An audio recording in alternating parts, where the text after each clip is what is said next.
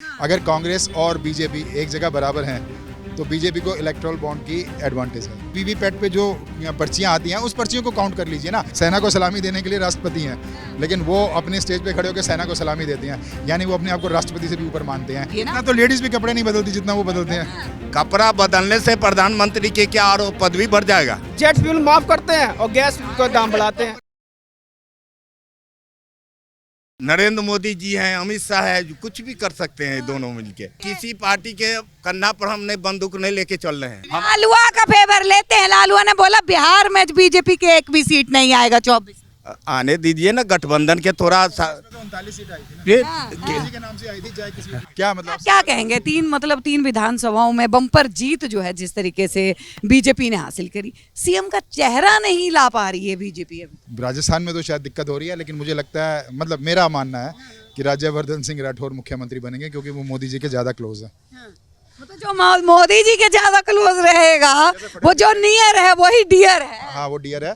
और जैसे महाराष्ट्र में देवेंद्र फडणवीस बने थे, वो मोदी जी के ज़्यादा क्लोज थे, आरएसएस के भी ज़्यादा क्लोज थे। इसी तरह से राजस्थान में तो मुझे लगता है वैसे आप भी मानते हैं कि तीन जो राज्यों में जीत हासिल करी है बीजेपी ने, ये कहीं ना कहीं जो है वो हेरा फेरी की गई है। आप भी मानते हैं?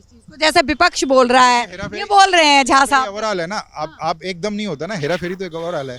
आप एक इलेक्टोरल बॉन्ड आप इशू ले लीजिए। इलेक्टोरल बॉन्ड ऐसा सिस्टम है जो पार्टी जिसके पास अच्छा संगठन है, मतलब अगर मेरा और दूसरा बराबर के शॉपकीपर है, मतलब बराबर के बिजनेसमैन है, तो जिसके पास इलेक्टोरल बॉन्ड है उसको एडवांटेज रहेगी। अगर कांग्रेस और बीजेपी एक जगह बराबर हैं तो बीजेपी को इलेक्टोरल बॉन्ड की एडवांटेज है। वीवीपैट में भी जो 5% सिर्फ वोट गिने जाते हैं, बाकी गिने नहीं जाते, जबकि ये बात की भी मतलब हो रहा है कि वीवीपैट के आप सारे वोट गिनिए, जिसको टोटल इग्नोर कर दिया गया है। टोटल इग्नोर कर देगा। क्या होता है जब तेलंगाना में जीतते हैं तो लोकतंत्र की जीत होती है, ईवीएम दिक्कत नहीं हो रहा, ठीक है। सुनिए, कर्नाटक में जब जीते हैं तो लोकतंत्र की जीत होती है, और जब हिमाचल में जीतते हैं तो लोकतंत्र की जीत होती है। जैसा ही अगर मध्य प्रदेश आ रहे, ठीक है, बोलने का मौका मिलेगा ना, वो दे दूं।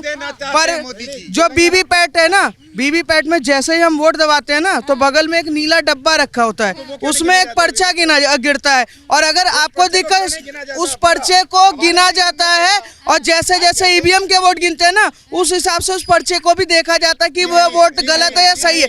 ये अगर ये गलत है तो ये भारतीय सुप्रीम कोर्ट पे सवाल उठा रहे हैं, क्योंकि वीवीपैट का सुनिए, वीवी का जो पैट है ना, वो सुप्रीम कोर्ट ने ही अनिवार्य किया है, और अगर ये सवाल उठा रहे हैं, अनिवार्य किया है, पर ये गिनती में भी अनिवार्य। मैं वही कह रहा हूँ कि इनका क्या है कि नेता के उस पे चलते हैं और पप्पू की तरह काम करते हैं। अगर इनको पता होता ना, जानकारी होती ना, तो इनको यही होता है, जहाँ हारते हैं ना वहाँ ईवीएम हैक हो गया। तो देखिए, ये सही सवाल हर उस बीजेपी समर्थक का है जो कह रहे हैं जहाँ पे हारते हैं तो वहाँ पे जो है ईवीएम के ऊपर सवाल। मैडम ऐसा है, बंद करो ना, जब आरोप लग रहा था उसको बंद करवाओ, क्यों नहीं बंद करवा रहे हो?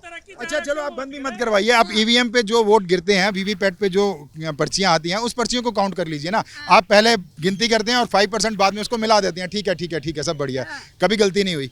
ऐसा होता है क्या? आप जहां पर आप पहले कर लीजिए ना, 5% को पहले गिनती कर लीजिए, तब भी आपको कुछ पता लग जाएगा। ऐसा नहीं हो रहा। मेरा तो ये डिमांड है कि जो अगर आप ईवीएम से भी वोट दे रहे हैं तो उन पर्चियों को गिनती कर लीजिए ना। आप क्यों ईवीएम से गिनती कर रहे हैं? और जहाँ साहब वैसे तेलंगाना वाला कुछ सवाल कर रहे हैं। तेलंगाना में क्या बीजेपी के पास ऐसा संगठन है जो मध्य प्रदेश में है, जो राजस्थान में है, जो छत्तीसगढ़ में है? उसका संगठन तो इतना मजबूत नहीं है तेलंगाना में बीजेपी का। ये भी आरोप लग रहा है कि जो स्टेट बड़े हैं बीजेपी उनके ऊपर फोकस करती है, छोटे स्टेट पे बीजेपी नहीं जाती। उसमें तो तमिलनाडु भी है, बड़े स्टेट में कर्नाटका भी है।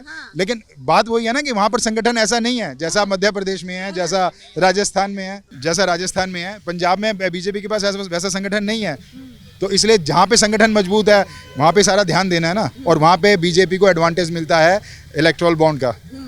नीतीश कुमार ने कहा कि अब ये जो 17 तारीख को जो इंडिया अलायंस की जो मीटिंग होनी है, कि इस मीटिंग के अंदर ये तय कर लो कि बीजेपी को जो है वो कैसे हटाना है, क्योंकि बीजेपी दीमक बन चुकी है, ये खा जाएगी पूरे देश को। अगर ये कांग्रेस पहले से सावधानी हो जाते ना तीनों राज्य में, तो बीजेपी की सरकार कहीं नहीं बनती। पूरा जोर लगाए थे, राहुल गांधी बाहर रहे, प्रियंका गांधी पूरा बंधन क्यों नहीं किया गया? ये तो ये सवाल बीजेपी और कांग्रेस का नहीं है। अब ये सवाल है एक इंसान का जो सत्ता पे बैठा हुआ है, उसने हर चीज़ को कंट्रोल कर लिया हुआ है। तो अगर आप इस तरह से राजनीति करेंगे, अगर इस तरह से देश चलाएंगे, तो भारत बहुत बड़ा देश है, एक आदमी नहीं चलाएगा। ये पूरा एक सिस्टम है जिससे देश चलेगा, पूरा कॉन्स्टिट्यूशन है जिससे देश चलेगा। अभी एकदम एक इंसान पूरा देश चलाने की कोशिश कर रहा है, वो गलत है। ऐसा नहीं। गलत है। अरे, जरा बधाई तो दे दीजिए मोदी को। मोदी जी को, मोदी जी को तो बधाइए जब प्रधानमंत्री है तो सबके ही है। जहाँ साहब के मुंह से पहले जब हमारे देश के प्रधानमंत्री हैं उनको तो बधाई देना ही पड़ेगा, है कि नहीं। हम इस देश में, भारत देश में रह रहे हैं, तो वो प्रधानमंत्री हैं, उनको तो बधाई मिलेगा ही। सबसे बड़ा नागरिक मानते हैं वो तो 26 जनवरी आप देख, नागरिक तो है भारत के, एक प्रतिष्ठित पद पे बैठे हैं। आप 26 जनवरी को देख लीजिएगा, वो सेना को सलामी देते हैं, जो कि प्रोटोकॉल के खिलाफ है। सेना को सलामी देने के लिए राष्ट्रपति हैं, लेकिन वो अपने स्टेज पे खड़े होकर सेना को सलामी देते हैं, यानी वो अपने आप को राष्ट्रपति से भी ऊपर मानते हैं। वो ऐसा एक्शन करते हैं जहाँ पे वो राष्ट्रपति से ऊपर है। जैसे आपने संसद का उद्घाटन किया था, जहाँ पे राष्ट्रपति को पूछा ही नहीं गया, जबकि राष्ट्रपति संसद के सदन में सुना कि प्रधानमंत्री मोदी ने जो है वो अपने तमाम नेताओं को भी, हाँ, वो बिल्कुल उस तरह का काम किया गया था। लेकिन मैं हाल की बात कर रही हूँ, जो संसद का सत्र चल रहा है उसके अंदर भी मोदी ने एक बात बोली है कि मेरे साथ मोदी जी ना लगाया जाए, मुझे देश की जनता मोदी कहती है और मोदी ही कहें, अपनापन झलकता है। वो अपने लिए तो कर रहे हैं ना काम, अपने लिए तो सब कुछ कर रहे हैं। अपनापन भारतवासियों के लिए, देश के लिए कर रहे हैं ना, सब कुछ अपने लिए कर रहे हैं। 18 घंटे काम किसके लिए करते हैं? अपने लिए करते हैं। 18 घंटे अपने लिए, किसके लिए करें? वे अपने लिए करते हैं, अपनी PR करते हैं, अपने आप को बताते हैं, हर वक्त कपड़े बदलते हैं उसमें, और सामने जब आते हैं तो विपक्ष के नेता तो जैसे बिना कपड़ों के चल रहे हैं। नहीं मैडम, ऐसा है, विपक्ष के कपड़ा तो नहीं बदलते हैं। 1 घंटा एक ही कपड़े में रहते हैं। नहीं, 1 घंटा 2 घंटा में हम ये ड्रेस नहीं चेंज करते हैं। वो हर इवेंट के लिए ड्रेस पहनते हैं ना, हम तो नहीं कर सकते। हमने तो प्रधानमंत्री है, इतनी तो गरिमा होनी चाहिए, कपड़े बदलने का तो अधिकार होना। प्रधानमंत्री के ऊपर हम लोगों की नजर भी तो होती है ना कि प्रधानमंत्री क्या कर रहे हैं। तो वही तो देश का प्रधानमंत्री है, सबको अच्छा लगना चाहिए ना। इतना तो लेडीज भी कपड़े नहीं बदलती जितना वो बदलते हैं। कपड़ा बदलने से प्रधानमंत्री के क्या और पदवी बढ़ जाएगा? कपड़ा अच्छा तो दिखना, अरे गरिमा है। भी रहेंगे तो प्रधानमंत्री है, वो देश के प्रधानमंत्री है। वो हमारे एक प्रधानमंत्री थे ना, लाल बहादुर शास्त्री, उनसे थोड़ा सा सीख लेते कि वो कैसे कपड़े पहनते थे। लाल बहादुर शास्त्री जी, हाँ, उनसे थोड़ा सा ज्ञान लेते। जवाहरलाल नेहरू का नाम नहीं लिया आप। वो गुलाब का फूल लगाते थे। वो भी तो गुलाब का फूल लगा। वो पेरिस जाते थे ना, वो असल में पेरिस लॉन्ड्री थी इलाहाबाद में, जहाँ पे धुलते थे, तो उसको पेरिस भेज दिया गया ना। बताइए, देखिए, गुलाब के फूल ले जाना कोनो गुनाह तो नहीं? कपड़े पहन लेना गुनाह हो गया। अरे गुनाह हो गया कि आप बताइए, देखिए, PM के कपड़े 4 घंटा में आप ड्रेस चेंज कर रहे हैं। मैडम, एक चीज है, जहाँ की 80 करोड़ जनता को राशन दिया जाए और वहाँ का PM कोर्ट में घूमे, तो ये ठीक लगता है? हैं? एक लाल बहादुर शास्त्री थे, एक गांधी थे, एक वो लीडर थे, वो उन्होंने अपना कपड़ा ही त्याग दिया जब उन्होंने देखा कि यहाँ के अपने आदमियों को जब कैसे आजादी दिला दी? क्यों नहीं? ये तो आजादी दिलाने के बाद आप पूछ रहे हैं ना, कैसे आजादी दिला दी है? आजादी जब जिनको नहीं मिली तो उनको, हाँ, कितने चलता था, गांव में लेडीज कमाती थी, जनेऊ बनाता था, कपड़ा के आदि तो अभी भी मिलता है, आप क्यों नहीं? मिलता है महंगा, चले जाओ, कितना के महंगा मिलेगा। अभी मोदी जी जाइए इसी जगह गांधी मैदान में, आप उनकी फोटो लगी हुई है, गांधी जो ये जो शोरूम है खादी का, उनके बाहर महात्मा गांधी जी की फोटो हट गई है और मोदी जी की फोटो लगी हुई है चरखा चलाते हुए। तो वो खादी जो उद्योग है, कपड़ों में गांधी जी भी बनना चाहते हैं। ये खादी जो उद्योग है, इतना बड़ा उद्योग बना, ये गांधी की देन है। बिल्कुल, वरना ये इस उद्योग के बारे में इतना थोड़ी ना कोई लोग जानते थे जितना गांधी ने इसका प्रचार किया।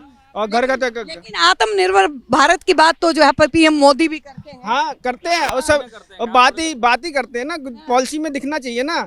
भगाया गया, दूसरा अंग्रेज खड़े हैं यहाँ पर। मोदी अंग्रेज हो। हाँ, फिर ये आत्मनिर्भर की पॉलिसी आप देखिए, ये कॉर्पोरेट टैक्स माफ करते हैं, कॉर्पोरेट टैक्स माफ करते हैं, और नमक, आटे और दही पे टैक्स लगाते हैं, जेट फ्यूल माफ करते हैं और गैस का दाम बढ़ाते हैं। तो ये कौन सी पॉलिसी हुई?